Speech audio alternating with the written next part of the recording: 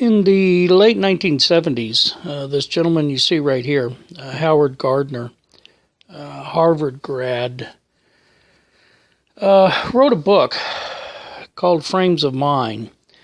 And in it, he talked about the theory of multiple intelligences, where he said we all have multiple intelligences. Some of them are perhaps stronger than others. And consequently, for the next several decades, in the learning environments, in the schooling environments, it became one of how do we embrace these different, or how do we embrace this theory of differing multiple intelligences. In particular, the intelligences that his theory was based on were things like nature smart or naturalist, people smart, interpersonal, logical and mathematical intelligences for number smart and spatial, visual, word smart, music smart, body smart, kinesthetic, musical, linguistic, and intrapersonal. It is the two in particular that deal with this interpersonal and intrapersonal that we're going to focus a lot on in this course, emotional intelligences, and specifically leadership through emotional intelligence. So from the late 1970s to the early 1980s, when Gardner wrote his book, Frames of Mind, this intrapersonal, interpersonal added together gave you this thing called emotional quotient. And in the late 80s, all the way up until the early 90s, a lot of research was done on it.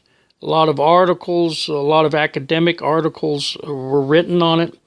But another term started appearing, which was equivalent to emotional quotient, called emotional intelligence. This EI, which again was the sum of this interpersonal and intrapersonal and equivalent to emotional quotient. So this emotional intelligence term was coined by this gentleman, Daniel Goleman, a very famous psychologist. And it has become particularly relevant to our societies and to our economies, because while the term IQ, which we're all familiar with, the intellectual quotient, is very important, what they're finding is that for leadership in particular, and it's real important to highlight this, that for leadership in particular, emotional quotient is even more important. So we'll give it a couple of plus signs there. So leadership requires emotional quotient.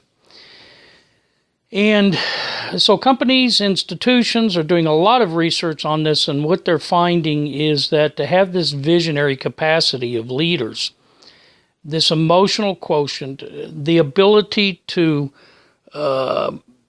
be smart about yourself and be smart about how you work with people, has become extremely important. So much so that estimates are the leadership training market is somewhere around $60 billion.